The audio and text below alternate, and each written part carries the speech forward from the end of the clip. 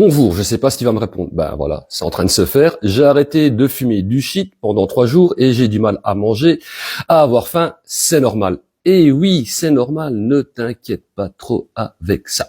Quand on consomme du cannabis, ça va déséquilibrer le taux de sérotonine, qui est le neurotransmetteur du sommeil, de l'humeur, mais aussi de l'appétit. Donc c'est logique que quand on arrête, voilà, ce taux de sérotonine est en train de se rééquilibrer et c'est tout à fait normal d'avoir par exemple une perte d'appétit. C'est aussi à cause de ce rééquilibrage du taux de sérotonine qu'on peut avoir des problèmes d'insomnie ou avoir un sentiment de dépression. C'est juste parce que le taux de sérotonine est en train de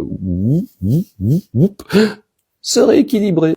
Ce qui est aussi tout à fait possible, c'est qu'on ait une perte d'intérêt pour certaines activités qu'on trouvait amusantes avant, ou qu'on commence un petit peu à trouver la vie fadasse sans intérêt. Ça, c'est aussi en lien avec le taux de sérotonine, qui est en train de se rééquilibrer, mais c'est aussi en lien avec le taux de dopamine, qui est aussi en train d'un petit peu se rééquilibrer, de se remettre à l'endroit.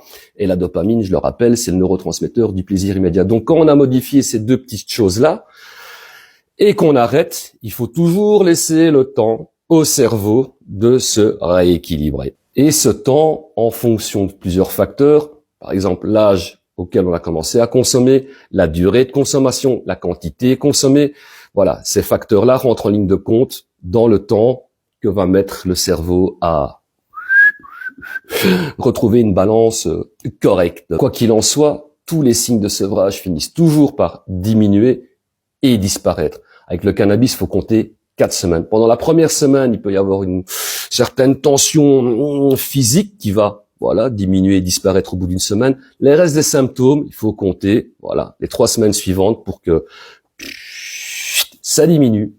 Et je le répète, que ça disparaisse.